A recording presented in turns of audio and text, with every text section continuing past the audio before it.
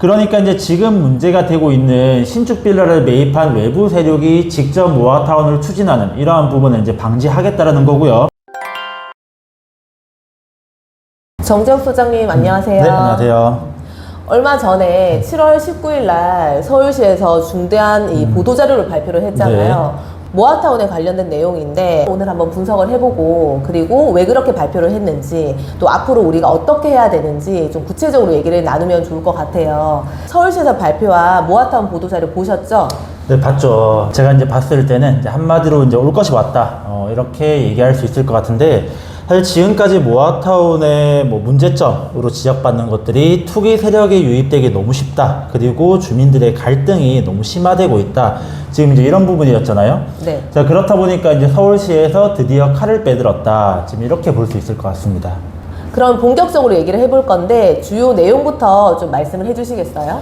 네, 내용을 이해하기 위해서는 이 모아타운이 추진되는 과정을 먼저 이해할 필요가 있는데 모아타운이 시작되는 방식은 두 가지가 있습니다. 첫 번째로는 자치구 공모 방식, 그리고 두 번째로는 주민 제한 방식인데 자, 일단 서울시에서는 이 두 가지 방식을 모두 손본다라는 겁니다. 일단은 첫 번째인 공모 방식부터 말씀드리겠습니다.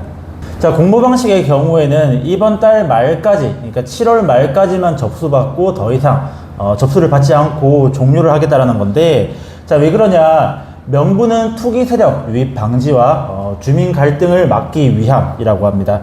자, 모아타운의 지금까지 가장 큰 부작용으로 평가받던 게 이런 이제 주민 갈등이 심화되고 투기 세력 유입이 너무 쉽다라는 겁니다. 근데 이러한 원인이 왜 발생되냐? 이제 근본적인 이유를 이제 얘기하는 게 모아타운 공모 방식의 기준이 너무 낮다라는 거였습니다. 자, 아무래도 공모 방식의 기준이 30% 밖에 안 되다 보니까 사실 쉽게 공모 신청이 가능했습니다. 사실 우리가 서울 웬만한 동네 둘러봐도 다 모아타운 추진한다라는 현수막이 붙어 있을 정도였거든요. 네. 자, 물론 30%의 동의서를 거둬서 공모 신청을 한다 하더라도 뭐가 되는 건 아니지만은 반대하는 주민들 입장에서 봤을 때는 내 동의도 없이 겨우 30%밖에 안 되는 주민들이 진행한다라고 하니까 일단 기분이 좋지 않고 또 이로 인해서 이제 주민들 갈등이 이제 생기는 거고요. 거기다가 공모 방식의 기준 또한 낮다 보니까 이 투기 세력이 이제 유입되기 쉽다 보니까 피해자가 많이 늘고 사회적인 문제로까지 이제 번졌다라는 이제 평가도 있을 정도니까요. 자, 때문에 이 서울시에서는 원래라면 내년까지 공모 신청을 받기로 했었는데 1년 먼저 조기 종료해서 2024년도 7월 이번 달 말까지만 공모 신청을 받고 이제 앞으로 신규로 모아타운을 추진할 때 공모 방식은 더 이상 못한다라고 생각하시면 되겠습니다. 결국은 이렇게 됐네요. 하긴 최근에도 이 강남 상구 반대 시위 연합단체에서 이 시청 앞에서 시위를 벌이고 또 골목길 쪼개기가 이 기승을 부린다면서 여기저기 잡음이 굉장히 많이 들리기는 했었거든요.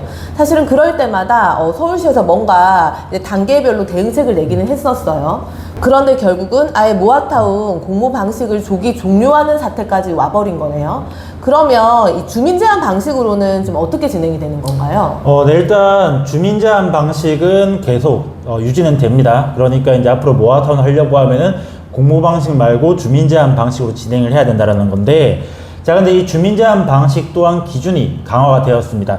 사실 당초에는 이 주민 제한 방식이 구청에 접수할 때만 이제 토지 등 소유자의 50% 기준을 맞추고 그 다음에 관리 계획이 수립될 때까지 그때까지만 토지 소유자의 60% 그리고 토지 면적의 50%를 채우면 됐었는데 자, 근데 이 기준이 강화되어서 애초에 자치구에 접수할 때부터 최종 목표치인 토지 등 소유자의 60%와 토지 면적의 50%를 맞춰야 된다. 이제 이렇게 이제 기준이 훨씬 더 이제 강화가 되었고요.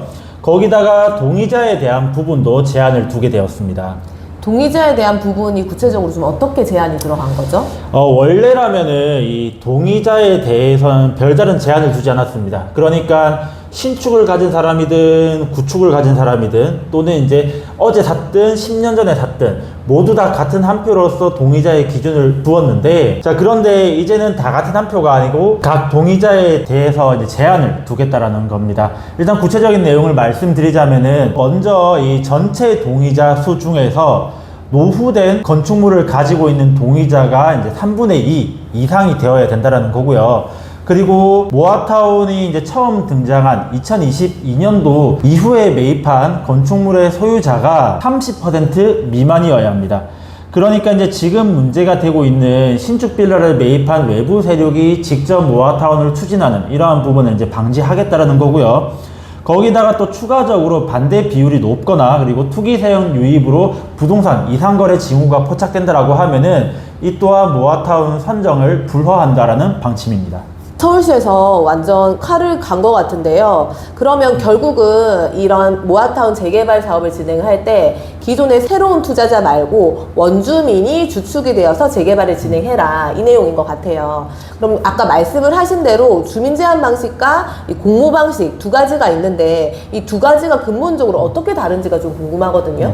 네, 사실 이제 공모 방식이 사라지다 보니까 이렇게 나누는 것 자체가 무의미한 행위가 될 수 있는데, 일단 근본적인 차이는 관리계획 수립을 자치구에서 해주느냐 아니면 주민들이 직접 하느냐, 이 차이인 겁니다.